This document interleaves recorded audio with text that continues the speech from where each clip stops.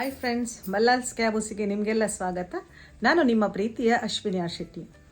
Soya chunks ಹಾಗೂ ಮೊಟ್ಟೆಯನ್ನು ಹಾಕಿ ಅಂದರೆ ಒಟ್ಟಿಗೆ ಹಾಕ್ಕೊಂಡು ಒಂದು ಸ್ಪೆಷಲ್ ಆಗಿರುವ ರುಚಿಯಾಗಿರುವ ಸುಲಭವಾಗಿ ಮಾಡುವಂತಹ ಕರಿಯನ್ನು ಮಾಡುವ. ಇದು ಚಪಾತಿ, ದೋಸೆ, ಬೆಳ್ತಿಗೆ ಅನ್ನ, ಇಡ್ಲಿ ಇದರ ಜೊತೆಗೆ ತುಂಬಾ ಒಳ್ಳೆ ಕಾಂಬಿನೇಷನ್ ಆಗ್ತದೆ.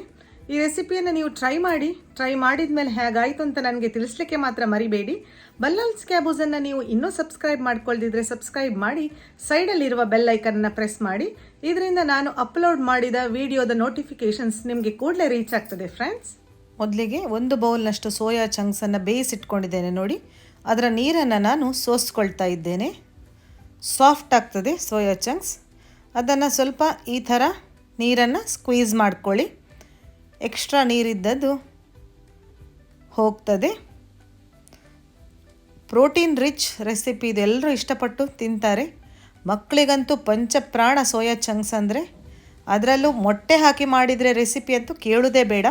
ಬಿಸಿಯಾದ ಪ್ಯಾನಿಗೆ ಒಂದು 5ರಿಂದ 6 ಟೇಬಲ್ ಸ್ಪೂನ್ ಎಣ್ಣೆ ಹಾಕಿ, 1 ಟೇಬಲ್ ಸ್ಪೂನ್ನಷ್ಟು ಬಡಸೊಪ್ಪು, 1 ಬೌಲ್ನಷ್ಟು ಸಣ್ಣಗೆ ಕಟ್ ಮಾಡಿದ ಈರುಳ್ಳಿಯನ್ನು ಹಾಕ್ಕೊಂಡು 1 ಮುಷ್ಟಿಯಷ್ಟು ಕರಿಬೇವನ್ನು ಹಾಕ್ಕೊಂಡೆ ನೋಡಿ. 1 ಟೊಮೆಟೊ ಹಣ್ಣು, ರುಚಿಗೆ ತಕ್ಕಷ್ಟು ಉಪ್ಪು, 1 ಟೇಬಲ್ ಸ್ಪೂನ್ ಶುಂಠಿ ಬೆಳ್ಳುಳ್ಳಿ ಪೇಸ್ಟ್ ಹಾಗೂ ಅರ್ಧ ಟೇಬಲ್ ಸ್ಪೂನ್ನಷ್ಟು ಅರಶಿನ ಪುಡಿಯನ್ನು ಹಾಕ್ಕೊಂಡು ಮಿಕ್ಸ್ ಮಾಡ್ಕೊಳ್ತಾ ಇದ್ದೇನೆ.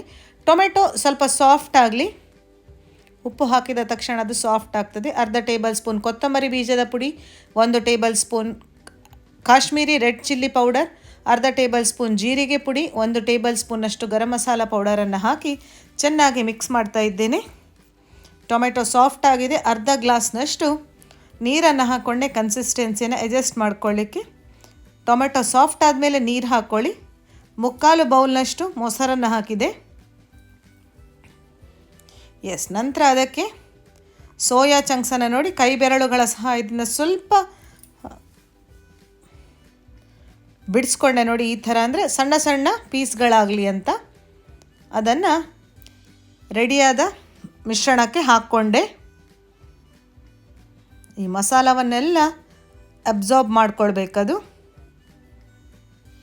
2ರಿಂದ 3 ನಿಮಿಷದಲ್ಲಿ ಕರೆಕ್ಟ್ ಆಗ್ತದೆ. ಚೆನ್ನಾಗಿ ಕುದಿ ಬರಲಿಕ್ಕೆ ಪ್ರಾರಂಭವಾದ ನಂತರ ನಾನು ಅದಕ್ಕೆ 1 ಟೇಬಲ್ ಸ್ಪೂನಷ್ಟು ಸಕ್ಕರೆ, 6 ಮೊಟ್ಟೆಗಳನ್ನು ಬೇಯಿಸ್ಕೊಂಡು ಸ್ವಲ್ಪ ಕಟ್ ಮಾಡ್ಕೊಂಡಿದ್ದೇನೆ, ಸ್ಲಿಟ್ ಮಾಡ್ಕೊಂಡಿದ್ದೇನೆ ನೋಡಿ. ಸ್ಲಿಟ್ ಮಾಡಿದ ಮೊಟ್ಟೆಯನ್ನು ಹಾಕ್ಕೊಂಡು ಸಣ್ಣಗೊಂದು ಮಿಕ್ಸ್. ಕಲರ್ಫುಲ್, ನೋಡುವಾಗಲೇ ಬಾಯಲ್ಲಿ ನೀರು ಬರುವಂತಹ ರೆಸಿಪಿ ಅಲ್ಲ. ಚಪಾತಿ, ಉದ್ದಿನ ದೋಸೆ, ನೀರು ದೋಸೆ, ಅನ್ನ ಎಲ್ಲದರ ಜೊತೆನೂ ತುಂಬಾ ಟೇಸ್ಟ್ ಆಗ್ತದೆ. ಮುಚ್ಚಳವನ್ನು ಮುಚ್ಚಿ ಮೀಡಿಯಮ್ ಫ್ಲೇಮಲ್ಲಿ ಒಂದು 5 ನಿಮಿಷ ಕುಕ್ ಮಾಡಿದೆ.